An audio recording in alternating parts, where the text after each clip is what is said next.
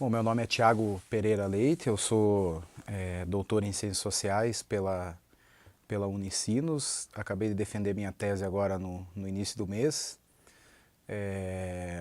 Gostaria de agradecer a oportunidade de poder estar aqui com os colegas, dividindo um pouco sobre a minha trajetória de pesquisa e também falar um pouco sobre a minha pesquisa de tese especificamente, né? Bom, antes de iniciar, sistematizando já com um pouco dos dados assim da pesquisa, gostaria de fazer um retrospecto um pouco em relação à minha trajetória, porque de alguma maneira todas as vezes que a gente escolhe um tema de pesquisa é a nossa subjetividade que está envolvida nesse movimento de escolha, né? E então fazer pesquisa na universidade é também se conhecer e pesquisar a si próprio, sobretudo se a gente pensa no movimento, né, desde o ponto de vista da antropologia ou da própria sociologia, que é o campo onde eu estou, né, situado, e ainda mais quando a gente vai falar de questões urbanas, onde a gente também está imerso dentro desse mesmo campo de pesquisa, né? Bom, então eu sou natural de Paranaguá, nasci lá naquela cidade, litoral do Paraná, 1984, minha família é toda de lá, meus pais, minha mãe principalmente tem, né, uma tradição de família já dentro da cidade. Meu pai veio do interior do Paraná para trabalhar e acabou conhecendo minha mãe por lá e constituíram uma família. Bom, a gente sempre viveu em bairro de periferia, né, bairro do Parque São João, em Paranaguá. E a minha experiência de juventude, principalmente, foi marcada por esse contexto de bairro de periferia. E dentre as coisas que mais se destacaram, né, nesse período de infância e juventude foi justamente essa experiência de ser criança e de ser jovem num contexto de pobreza e onde os laços sociais, os vínculos se estabeleceram principalmente num contexto de rua. Então eu lembro da minha infância e da minha juventude o tempo todo na rua, né? A gente não tinha muito freio, assim, vamos dizer, em relação aos controles da família e tal, né? Meu pai sempre viajou muito para trabalhar, minha mãe é empregada doméstica, então a gente ficava muito tempo sozinho. Bom, isso para dizer que depois, quando eu passei para a universidade, eu passei a olhar, por exemplo, para essa experiência anterior com os olhos um pouco já diferentes, né? A gente vai para a universidade e a universidade tem essa capacidade de expandir o nosso horizonte para conseguir olhar as coisas com uma ótica um pouco diferenciada, né? E o primeiro impacto, na verdade, que me provocou quando eu cheguei na universidade foi que, na verdade, eu já fazia essa experiência no bairro, né, mas não de maneira tão objetiva, era de que o fato de morar no Parque São João era um elemento negativo na minha trajetória, né? Então, quando eu falava que morava no bairro, que estava ali no Parque São João e tal, de um modo ou de outro as pessoas acabavam perguntando se lá era muito violento, se eu era membro de gangue ou coisa desse tipo assim. Então esse estigma, vamos dizer, que depois eu acabei conhecendo essa categoria, né, do Goffman, esse estigma de ser morador daquele bairro e que de certa maneira me acompanha até hoje, porque a gente nunca deixa de ter sido morador, né, me fez pensar algumas questões, né, que eu gostaria de trazer como um tema para tentar responder, né, principalmente a ideia de que os bairros de periferia, eles não são aquilo que a mídia pinta, principalmente, né. Então, no meu TCC, né, nas minhas pesquisas lá no quarto ano de História, da licenciatura em História na FAFPAR em Paranaguá, eu me preocupei justamente em pensar essas coisas e como elas interferiam na experiência de ser jovem num bairro pobre, né? Então, existe um impacto muito grande, né, da mídia e de toda essa carga negativa que se constrói a partir desse discurso que, de certa forma, massacra, né, o jovem morador de bairro pobre, que coloca um rótulo como se todos fossem, né, potenciais bandidos, potenciais drogados e coisa e tal. E aí, já no TCC e nas disciplinas do quarto ano de História, eu comecei a me perguntar um pouco mais sobre essas coisas, não? E fazer algumas leituras, principalmente no campo da sociologia da juventude, para entender como que o jovem, né, constrói a sua identidade juvenil, a partir de quais marcadores sociais, em que medida, por exemplo, né, existem identificações juvenis e como que essas coisas se estabelecem no campo da periferia, e também para mostrar que muito mais do que só violência, muito mais do que só consumo de droga, muito mais do que, digamos, alienação, que é uma categoria, né, que era muito utilizada pelos meus colegas lá na licenciatura, muito mais do que isso existia num contexto de periferia, e existe, né, uma riqueza de cultura muito grande, né, principalmente na organização dos grupos sociais, né. E me parece que ainda hoje é muito decorrente assim de imaginar que os grupos, que os agrupamentos juvenis, eles são carentes de significado, de símbolo ou de riqueza cultural, vamos dizer assim, né? E na verdade é um movimento oposto, né? Mesmo em grupos que são organizados a partir de práticas de delito, por exemplo, como gangues que se organizam para brigar na rua e coisa e tal, existem lógicas de sentido, né, nessas organizações e tal. E essa coisa me provocou para pensar algumas temáticas de pesquisa. Então eu terminei a graduação, a licenciatura, né, apresentei meu trabalho de conclusão de curso e logo em seguida eu organizei um projeto de mestrado aqui para a UniOeste, né, nas Ciências Sociais ali em Toledo. Fui aluno da primeira turma do curso e tal. E a minha proposta lá no mestrado foi exatamente de fazer um olhar mais detido sobre essa questão das sociabilidades juvenis, né? Aí surgiu como tema essa questão de como o jovem constrói as suas identidades em contexto de rua, em contexto de periferia, né? E aí eu fui para campo, fiz uma pesquisa, né, um pouco mais extensa, com permanência, né? Fiquei durante 3 meses lá no bairro do Parque São João, em Paranaguá, entrevistando os jovens, batendo papo, acompanhando os momentos de socialização daqueles meninos na rua, conversando com familiares, né? Vendo, por exemplo, que tipo de relações eles estabeleciam dentro do próprio grupo, né? E o resultado foi que existem várias lógicas assim situacionais no contexto de grupo, principalmente, e que marcam uma experiência de ser jovem, principalmente no sentido de que os grupos eles são profundamente influenciados por uma hierarquia que tem a ver com o tempo, né, de residência no bairro. Então os jovens que moravam por mais tempo naquele contexto de periferia eram justamente aqueles que conseguiam ter um pouco de liderança, né, em relação ao grupo. Então eu acompanhei o grupo de mais ou menos uns 10 jovens que se reuniam num contexto de esquina e fiquei com eles durante 3 meses acompanhando as coisas que aconteciam no cotidiano, né. E aí vários elementos se destacaram. Esse, né, que é a questão do tempo de moradia e a questão da tradição, né, nas decisões e a liderança no grupo, principalmente, foi um aspecto. O outro, a questão, né, do consumo de drogas, que acabou surgindo como um horizonte de lazer, né, num contexto onde não se tem nenhuma outra alternativa do que fazer no bairro. Consumir álcool e drogas na esquina acaba sendo uma atividade de socialização da juventude mesmo, né, perversa, mas é o que a gente acaba observando. E, bom, e aí, no fim das contas, né, como resultado da pesquisa de dissertação, acabou virando um livro, né, tá aqui, Jovens na Esquina, Dramas e Sociabilidades entre Jovens da Periferia, publicado pela Trajetos Editorial em 2015. Na verdade, acabou inaugurando outras dúvidas que eu acabei levantando ao longo da pesquisa de dissertação, principalmente um olhar mais detido sobre as dinâmicas de violência em contexto de periferia, né? Então, quando eu terminei a dissertação, eu fiquei bastante preocupado com um discurso. Na verdade, no campo eu não participei de nenhuma situação envolvendo mesmo violência física ali diretamente e tal, né? Nem experiência de violência policial, nada. Mas, assim, um discurso marcado por essa disposição, né? Inclusive com uma categoria nativa, né? Os jovens falavam muito dessa questão de ter disposição, né? Para fazer, para cometer isso, para fazer aquilo e tal. Então, um discurso muito marcado pelo uso da força para a resolução dos conflitos. E isso me provocou a pensar um projeto de tese mais detidamente sobre o tema da violência juvenil, né? Então, se na dissertação de mestrado eu estava interessado mais nessas dinâmicas de sociabilidade e de construção de identidades a partir de um determinado grupo social, né? Um grupo de jovens que se reúnem em contexto de esquina. Na tese de doutorado, a minha proposta foi de olhar mais especificamente sobre as dinâmicas de violência naquele contexto, né? Naquele contexto de bairro de periferia, né?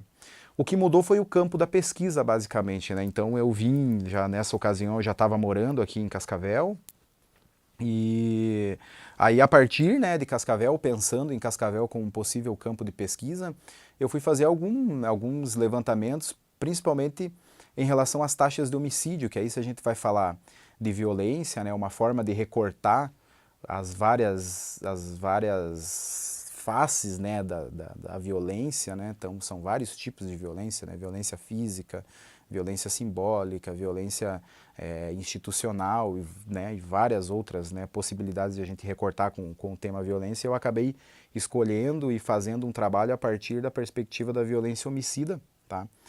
Isso porque é aquela que provoca mais dano, né, à sociedade. Hoje o Brasil, em números absolutos, é o país que mais mata pessoas no mundo, né, em números absolutos, né, são quase 60 mil homicídios no Brasil a cada ano, por ano, né, por ano. E aí, observando essa questão de uma certa epidemia de violência no Brasil, principalmente a violência homicida, eu fui observar como que Cascavel se comportava em relação aos números, né? Então, tem bastante coisa interessante, por exemplo, né, para a população jovem de Cascavel, né, considerando os jovens dos 15 até os 24 anos de idade, a taxa para cada grupo de 100 mil, né, 129,5 mortos, jovens mortos por 100 mil, é a taxa de Cascavel. Tá? O Paraná apresenta uma taxa de 67,4 jovens mortos por 100 mil e o Brasil apresenta uma taxa de 57,6 jovens para cada grupo de 100 mil. Então Cascavel apresenta um índice extremamente mais elevado, né, nas taxas de homicídio de população jovem, se comparada, né, para Paraná e Brasil, né, índice de Brasil. Bom, e aí isso acendeu uma luz para a gente pensar, bom, existe uma questão aqui, né, que é importante a gente investigar, né? Ser jovem, num contexto de periferia na cidade de Cascavel, sofre muita influência por conta desses altos índices de homicídio, né? Existe um risco social muito maior o fato de ser jovem, por exemplo, na cidade de Cascavel, do que em outras cidades que apresentam uma taxa de homicídios menor do que a cidade de Cascavel, né? E aí eu fui para campo, fui levantar dados, aí fui no IML para tentar analisar como que existe a distribuição dessa taxa de homicídio por bairro, porque aí os dados oficiais eles sempre trabalham com a totalidade do município e não fracionado por bairro, e isso é uma coisa que de certa forma a tese contribui, né, e até levanta, né, como uma necessidade para as próximas pesquisas, né, do pessoal que está trabalhando com dados a partir do levantamento do IBGE e tal, que as cidades de médio porte, elas não trazem esses dados por bairro, e essa é uma variável extremamente importante, porque se você se considera o dado como uma totalidade do município e não considera os locais onde se concentram esses homicídios, a gente comete alguns equívocos no desdobramento da pesquisa, e aí eu procurei sanar essa dificuldade fazendo esse levantamento detalhado por bairro a partir das taxas de homicídio, né, desde o ano 2004 até o ano de 2014, então um recorte aí de 10 anos, né, com dados e tal. E aí, na prática, eu consegui observar e comprovar, na verdade, que já era uma hipótese da pesquisa anterior, de que existe uma concentração das taxas de homicídio na região norte de Cascavel, né? Então, os bairros que compõem ali a região norte de Cascavel, né, Interlagos, Brasmadeira, Morumbi, né, são 7 bairros ali, Cataratas e tal, que compõem aquele cenário, eles acabam concentrando quase metade dos homicídios nesse período de tempo, né? Então, uma porção que representa mais ou menos 20% do território do município concentra praticamente metade dos homicídios naquele cenário, né? E aí, quando eu levantei todos esses dados, assim, a pesquisa já tomou um volume que eu achei bem interessante. Eu pensei, ó, acho que aqui, né, tem algo que a gente pode contribuir, né, muito além de a gente pensar a maneira de comprovar por A mais B, por exemplo, que nos bairros da periferia existe uma concentração maior de taxas de homicídio, né. E aí, nesse contexto, né, o mapa da violência de 2016, né, já apontava um movimento bastante interessante que os pesquisadores lá, né, analisaram em nível de Brasil, que é justamente a interiorização das mortes violentas, né? Então, desde 2012 para cá, houve um movimento de diminuição das taxas de homicídios nas metrópoles e nas capitais e regiões metropolitanas e um aumento substancial nas cidades de médio porte, principalmente no interior, né, fora do contexto de região metropolitana, né? Então, os homicídios no Brasil acabam migrando para o interior de alguma maneira, né? E Cascavel participa desse movimento. Eu acho que isso é bem importante, assim, até para pensar políticas públicas, né, no sentido de Brasil e até de Estado e do município nesse cenário, né.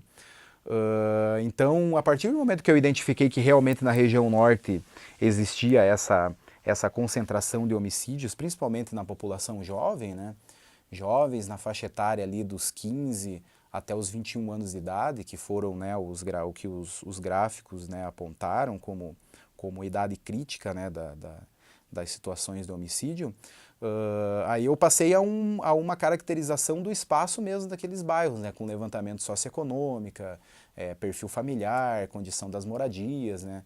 Aí fiz várias visitas a campo, fui analisar como que era o contexto daqueles bairros, né, acompanhando e conversando, né, com os moradores, né, batendo papo para ver como que de repente isso era interpretado pelas pessoas que lá vivem, né, em relação a situações de violência, e também para ter um panorama concreto, né, porque uma coisa é a gente identificar um dado, né, numérico ali, né, em si, e outra coisa é a gente fazer esse dado falar para nós, né, e dialogar com os autores, com a teoria e tudo mais, né.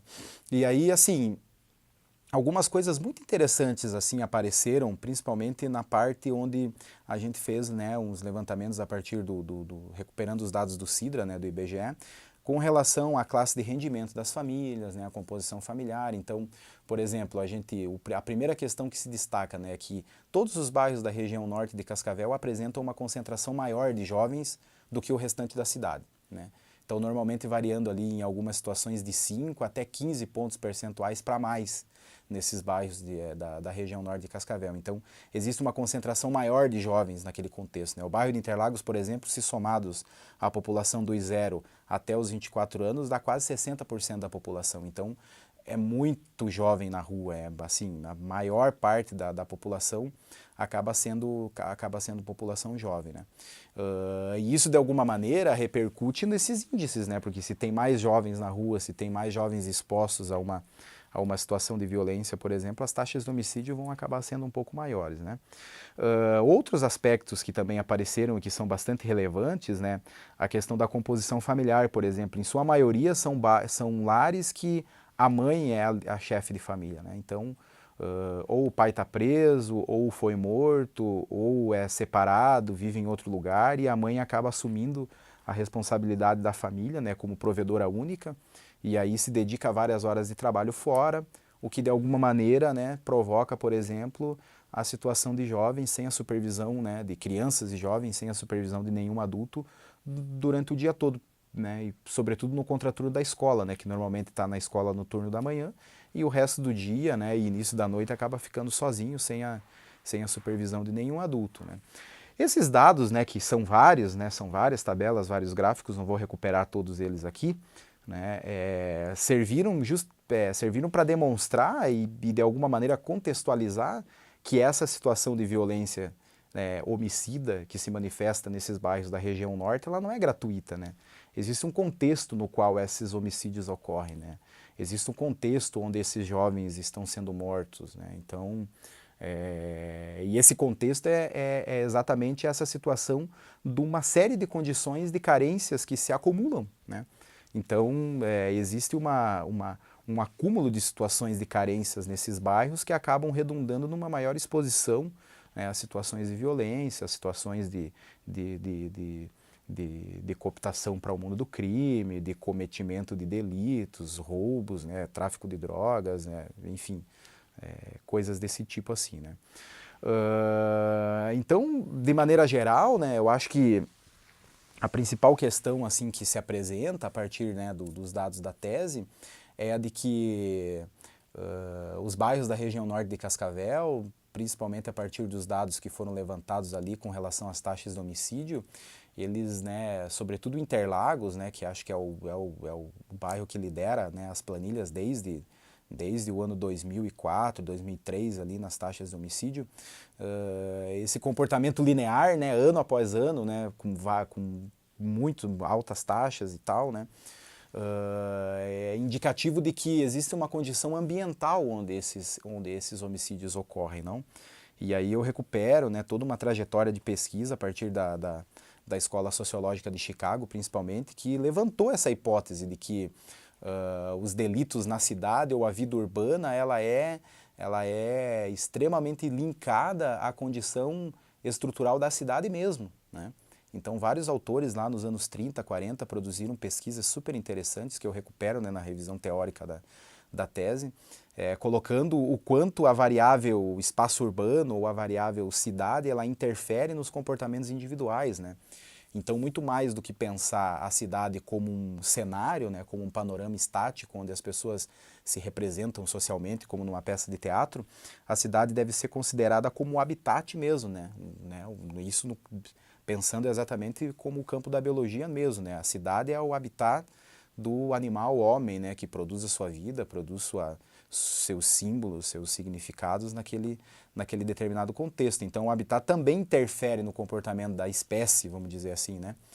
E aí, considerando esse cenário de pesquisa, né, eu fui dar uma olhada na questão ambiental mesmo do bairro, né? E aí fui lá para o Interlagos, fui para o Brás Madeira, né, para o Morumbi, ver como que eram as condições de sociabilidade juvenis, né, nesse contexto de periferia. E aí o que a gente observa é justamente aquilo que os autores lá nos anos 30, 40 já indicavam como problemas das grandes metrópoles, né, principalmente nos Estados Unidos, que é a questão da segregação urbana mesmo, né? Então são bairros que não receberam o mesmo cuidado que o restante da cidade, né? Não são bairros novos, a região norte não são bairros tão recentes e tal, mas não receberam a mesma atenção que o restante da cidade, então falta infraestrutura, né? Falta coisas básicas, por exemplo, como asfalto nas ruas, né?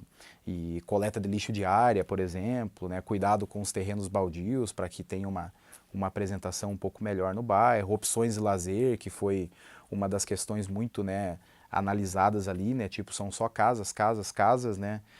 Ruas com pouca iluminação, sem nenhuma praça, sem nenhum parque, sem alternativa de lugares para sociabilidades, né? Então, para quem caminha, por exemplo, por esses bairros, é muito comum ver grupos de jovens nas esquinas, porque é o espaço que eles têm para sociabilizar mesmo, né? E aí, de alguma maneira, a gente acaba se encontrando de novo, né? Como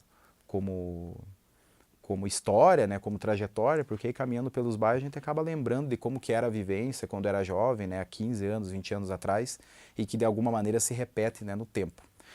Bom, a partir dessa situação toda de dados estatísticos, né, levantando taxas de homicídio no Brasil, no Paraná, em Cascavel, separando por bairros, identificando que nos bairros da região norte é que se concentram as maiores taxas de homicídio, aí partindo para uma caracterização socioterritorial do bairro, apresentando tabelas, né, configurando, vendo classe de rendimento e tudo mais, e identificando as situações de vulnerabilidade, principalmente com alguns dados referentes às violências que foram sofridas pelos jovens e as que foram praticadas como delitos, né, que foram sentenciados com medida socioeducativa. A partir desse panorama todo, eu decidi aplicar um conjunto de questionários a um grupo de jovens, né, de 3 bairros específicos, né, Interlagos, Floresta e Brás Madeira, para compreender como que os jovens davam nome, por exemplo, a essas coisas que eu observei, né, como dado empírico concreto, né. Então a ideia era de olhar esse conjunto de dados estatísticos, gráficos, tabelas e coisa e tal, que de certa maneira demonstram uma determinada realidade, né, um contexto onde o jovem, né, faz a sua experiência juvenil, e nesse segundo momento, né, da pesquisa, com o questionário, com a conversa e tal, identificar como que os jovens constroem simbolicamente esse tempo juvenil nesse contexto específico, né. E aí, dentre as perguntas que foram lançadas, né, o que mais se destacou assim é que, principalmente no bairro de Interlagos, é que os jovens eles não têm um senso de pertencimento em relação ao local, né? E aí isso outras pesquisas também já foram demonstrando, né, principalmente no contexto de São Paulo e Rio, que os bairros onde tem muito movimento de pessoas que vêm e que vão, os laços sociais acabam se enfraquecendo e a possibilidade de ocorrer delitos, né, roubos, tráfico de drogas e coisa e tal é muito maior porque não existe um senso de responsabilidade em relação ao próprio bairro onde mora, né? E aí isso destoou um pouco da minha experiência da pesquisa de mestrado, por exemplo, que apontou que os vínculos sociais no contexto de periferia lá de Paranaguá eram muito fortes e davam estrutura para a experiência juvenil, né? Então, aquele grupo que eu acompanhei lá na dissertação do mestrado era um grupo extremamente coeso, de amizade longa, de famílias que se conheciam, que alimentavam uma boa relação de vizinhança, que mantinham vínculos de visitação, né? Quer dizer, eu vou na casa do fulano, depois vou lá, a gente vai fazer uma festa ali, né? Então um grupo mais ou menos organizado e tal, né? Eu não consegui observar agora na tese, então o que apareceu foi assim, que em sua maioria são jovens que vieram de outros bairros ou de outras cidades por conta dos movimentos da vida, sobretudo pelas questões de condição de trabalho, dos pais e tal, e que acabaram se instalando nessas regiões e que eles não alimentam assim, é claro que não dá para generalizar, né, isso como uma categoria geral, mas tipo, especificamente em relação aos jovens que responderam ao meu questionário, indicaram essa ausência de laços sociais nas relações de amizade, né, então quando perguntados, por exemplo, se eles gostariam de tentar a vida em outro lugar ou se eles investiriam no próprio bairro para construir uma vida ali e tal, tipo, na faixa de 70%, 75% dos jovens responderam que gostariam muito de ir para outro lugar, né? Então, um constante desejo de deixar o bairro como uma insatisfação e tal, né? Isso é bastante significativo porque, de alguma maneira, reforça essa coisa da categoria de que o meio ambiente, quando ele não é acolhedor, ele repele as pessoas, né? Então, não deve ser nada fácil, por exemplo, passar a maior parte do tempo num bairro onde você não acha que é interessante viver, onde que você não tenha nenhuma recompensa sentimental, onde você não tenha uma construção de laços sociais, de vizinhança ou de orgulho, por exemplo, de fazer parte de uma determinada comunidade, né? Isso provoca uma série de problemas na construção subjetiva desses jovens, né, que estão ali na faixa dos 12, 13, 14, 15 em diante, né? Enfim, aí dentre as várias coisas que foram apontadas, né, eu acho que de maneira geral, assim, as conclusões assim que a tese aponta é que existe uma condição ambiental de carências que se acumulam nesses bairros e que redundam numa situação de exposição maior a fenômenos violentos e que os jovens são aqueles que mais sofrem com essa situação de carência, né? Esse é o primeiro aspecto. O segundo aspecto é que, assim, nos mesmos bairros onde proliferam, por exemplo, altas taxas de homicídio ou altas taxas onde os jovens cometem vários delitos, né? Tem um dado lá que num dos anos da pesquisa, eu acho que 2010, não me recordo precisamente agora, quase metade, por exemplo, dos jovens que estavam cumprindo medida socioeducativa eram do bairro de Interlagos, né? Então, assim, nesses lugares onde há esse acúmulo de situações de violência, é também o bairro onde os jovens mais sofrem violências, né? Então, levantando os dados lá de denúncia no CREAS e tal, de situação de abandono, são também esses bairros onde os jovens são mais violentados, né?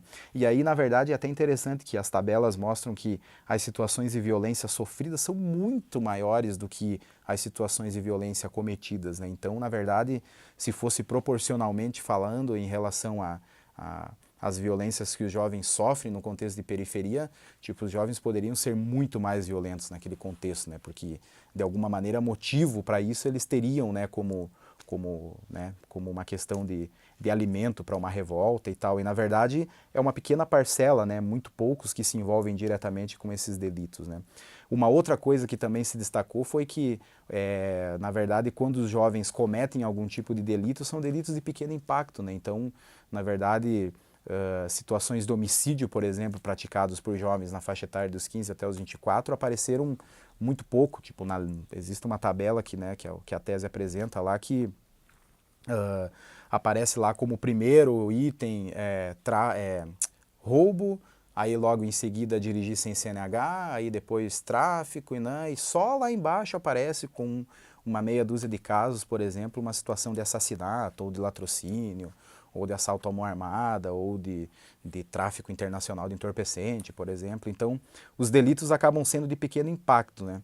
Aí, se a gente analisa mesmo os dados, né, então, no fim das contas, a população jovem no contexto de periferia é aquela que mais sofre com a situação, né? Então isso demonstra que, na verdade, um discurso, né, fajuto que está se repetindo de um tempo para cá, de que é preciso aumentar o rigor na punição da juventude e tal, não tem fundamento nenhum, porque o jovem é o que mais sofre, né? Quem pratica violência homicida no Brasil é a população adulta, né? O adulto é violento, é alguém que já tem uma carreira no crime, por exemplo, que vai mesmo matar efetivamente e tal, né? Bom, então, de maneira bem assim sintética, eu acredito que uma das coisas que eu fico muito feliz, assim, fiquei bastante feliz com o resultado da pesquisa e que também foi apontado pela banca como uma coisa muito que realmente contribui no campo da sociologia da juventude, né, de uma sociologia urbana ou mesmo até de uma sociologia da violência, né, e tal, é a de que a gente precisa lançar um olhar muito mais detido para as cidades de médio porte, né, principalmente as cidades do interior, né, ali na faixa dos 150 mil até os 500 mil habitantes, para conseguir entender como que essas dinâmicas de violência, principalmente entre o público juvenil, acaba se comportando, né. Então essa é uma novidade, assim, né, e também a produção de dados específicos por bairro, né, e inclusive até mais micro sociologicamente falando mesmo, né, um estudo até dividindo o campo menor ainda, né, por ruas, né, esse é um projeto futuro que eu quero fazer, para ver que a violência ela tem um componente ambiental extremamente importante para a gente considerar, né? Então, muito mais do que a gente compreender, por exemplo, o sujeito violento, me parece que a gente precisa lançar um olhar mais atencioso com o espaço, né, em que essas violências ocorrem, como um espaço ambiental mesmo, né? Então esse olhar assim é que foi uma contribuição bem interessante da tese e também para pensar que investimentos, por exemplo, na diminuição desses fenômenos de violência, que aí de certa maneira se apresentam como caráter de epidemia mesmo, né? Eles precisam ser muito mais articulados, né, ao contexto da cidade, do espaço urbano, do que aquilo que a gente observa, né? Então me parece que é um desafio para a segurança pública, principalmente, pensar, né, ações para diminuição de violência que não se reduzam só à questão, né, da coerção mesmo ali, né, ou do poder de polícia naquele espaço e tal, e mais pensando na promoção da cidade, com melhorias urbanas e tudo mais, tá? Tem uma parte da tese onde eu apresento a situação de Medellín na Colômbia como um modelo de investimento no espaço urbano que deu muito certo na diminuição dos índices de violência, né? Então Medellín reformulou todo um planejamento social e urbanístico da cidade para que todas as pessoas pudessem ter acesso à cidade, né? Então, além das políticas de segurança pública, políticas de cultura, política de investimento público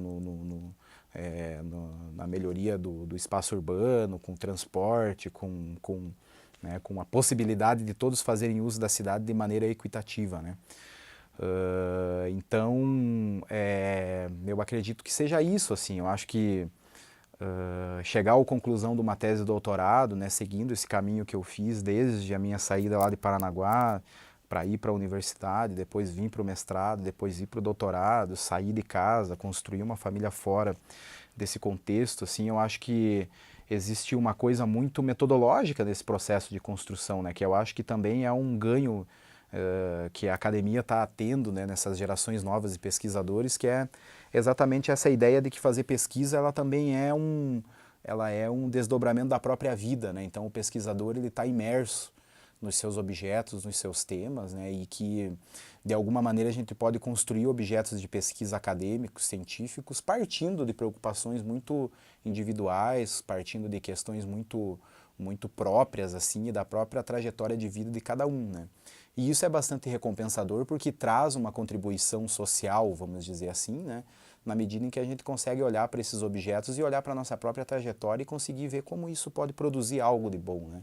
Isso é uma coisa que eu pessoalmente gosto de conversar muito com os meus alunos aqui na UniOeste agora, né?